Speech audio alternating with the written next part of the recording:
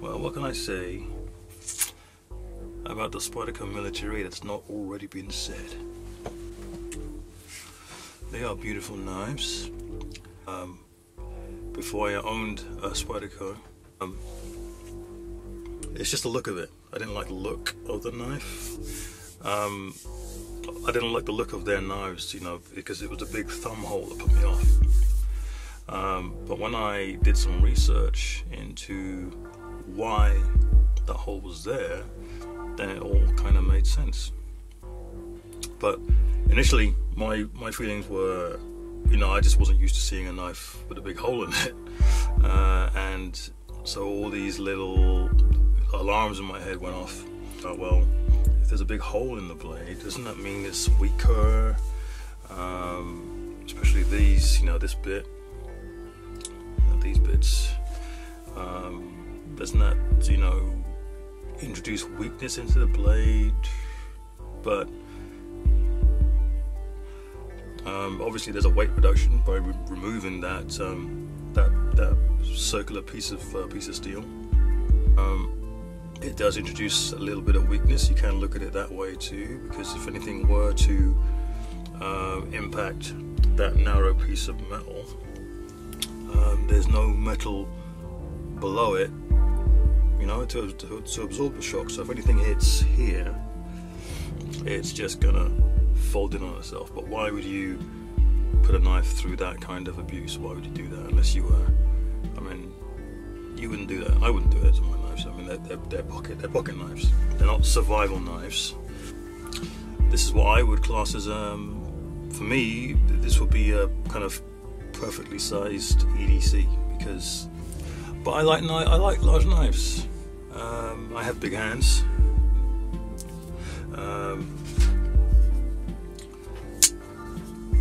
And this kind of size knife suits me to a T, really. But anyway, you know,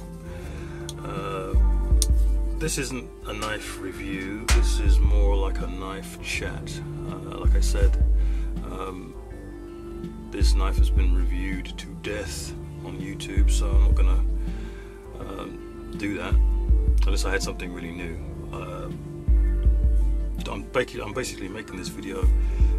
It's a request by one of my subscribers, so I thought, yeah, one.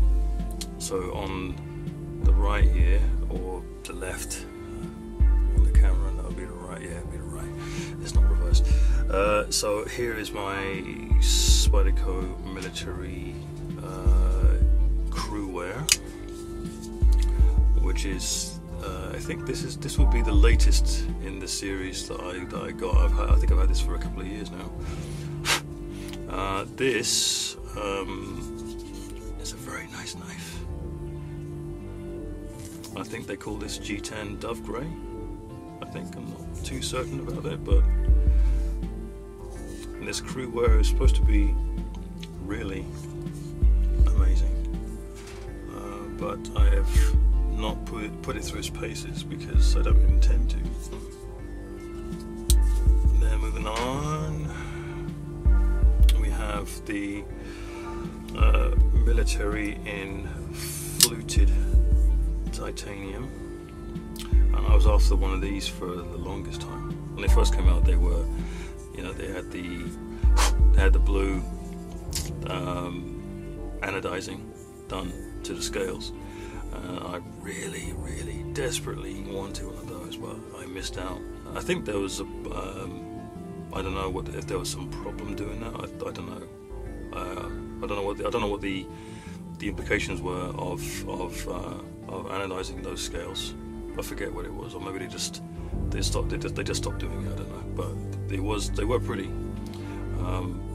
But then they stopped doing the anodizing, but they were still releasing the fluted scales. So I managed to get one. I don't know whether they still make these or not. But I got a fluted one from my dealer, non-anodized, and I'm happy with that. I guess this is kind of my favorite. It's kind of, it just deploys so easy. It's amazing. I love it. Just play with these in the right environment. I can just imagine myself sitting in a, I don't know, man, sitting in a hammock somewhere in the Caribbean. Although the Caribbean at the moment is getting hammered by storms right now, but yeah, it just deploys so easily. So you got the S30V and black G10. I will actually probably get another one of this actually, just as a workhorse, just to do just like just to carry around and just do those everyday household tasks. And then we come to my other frame lock, Spyderco Military, with titanium scales, which is the heaviest of the four. Also an S30V, and of course I had to get myself one of these too, because you know I have a thing for titanium scales. Yes, this, you know, it's always going to be a little bit heavier than the G10, you know, than these knives, and I do like how light these are. But I like to know that there is something in my pocket too, and I like something hefty. That sounds a bit dodgy, but I think people who own the Spyderco Military, they love them, but I think some people question why the blade has to be so long, and why it has to taper to such a thin point, because the point is very, very delicate.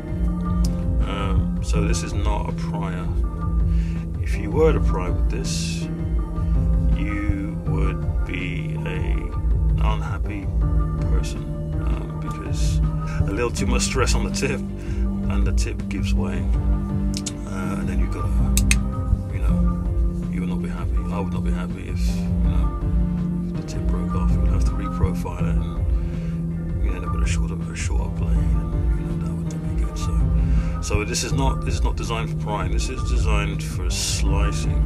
Because it's full flat grind. There's no kind of bevel for the edge. It just kind of goes all the way up to the top, and I do like that about Spyderco knives. There is a flat here, so if you were to sharpen it, you can do that too. But these are slices, in my opinion. I think these are perfect slices. My only worry would be things getting caught up in the hole. That's my only worry. If you were to kind of go through like cardboard, or cardboard not so much. So if you were going to go through something like if you were processing meat, then this hole would, a lot of that material would end up inside the hole, and that could get caught up and prevent you from running through whatever, that kind of material. But apart from that, I think it's great. But in my mind, I kind of question. I mean, the name itself, military, then implies that, well, this was meant for military personnel, soldiers and army, navy, air. So you would kind of think, well, okay, you would kind of expect a knife like that to be pretty tough, and the knife it's not like an overbuilt knife. It's not like a Crusader forge, or it's not built like a Daiwa or anything like that. It's fairly delicate. It's designed for light to medium work. So like I said, prying with this is out of the question, because you will kind of snap off the blade. If you start looking at S90V and S110, which are harder steels, then when you start prying with those steels, then you have an increased likelihood of the tip snapping off, or or something like that. So it's not something you want to do with this kind of blade profile. So I remember somebody asking the question, why such a long tip, why such a long blade? And I kind of thought, well, maybe it's designed, I mean, looking at the design of the blade, I kind of thought it would be perfect to get things out of. Again, you know, I know that it kind of implies a prying action, but if you're prying into something that is a lot softer, like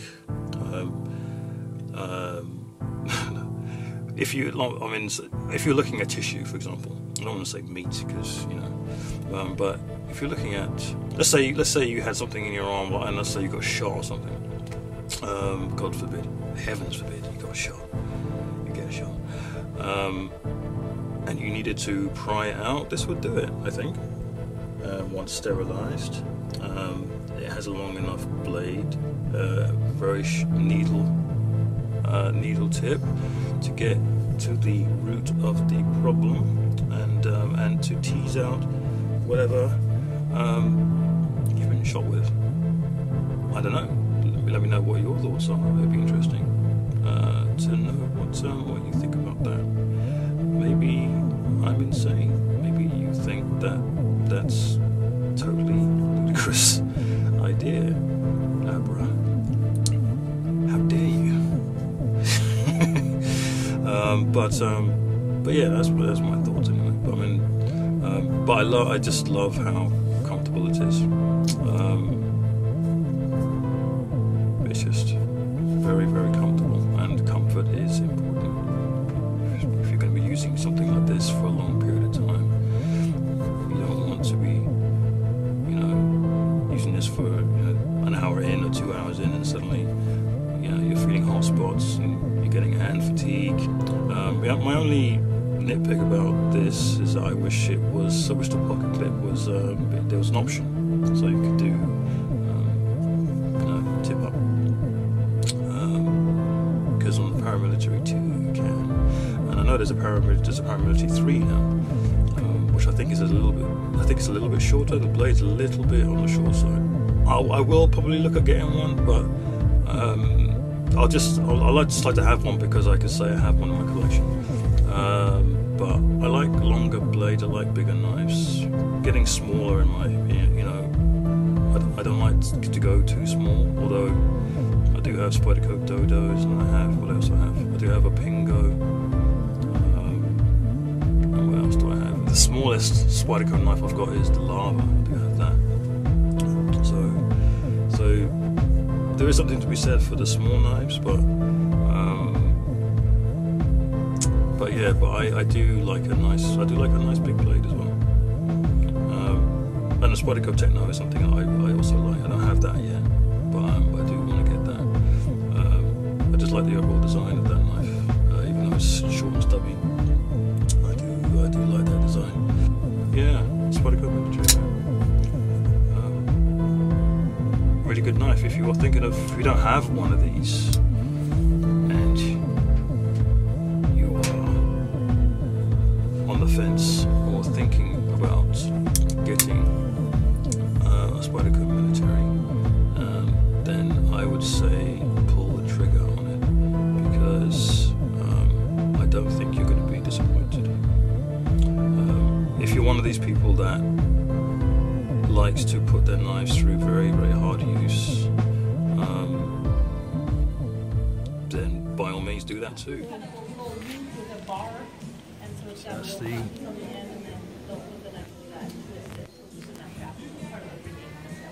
nice. You've got little cases and stuff.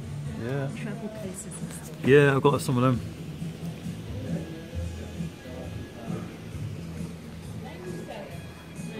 I may walk away with one if it's not too expensive. That one I've got already. That's the police. Well, These stainless steel ones. All of them are the same anyway, yeah? Okay. That's the plain edge one. That one I've got.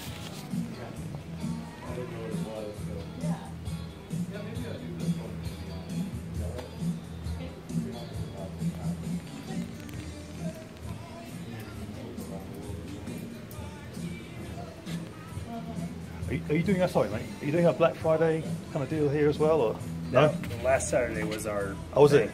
We had a second sale. Missed it by a week. Never mind. No, we're closed here, so.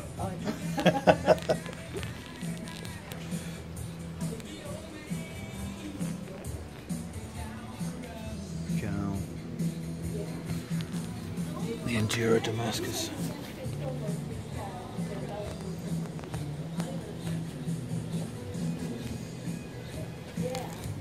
You see anything you like? Ah, torch. Yeah, actually. What are you looking for? I'm looking for a decent torch. Actually. Really? Yeah. I thought you had one already. A torch? Yeah. Oh, well. No. Okay.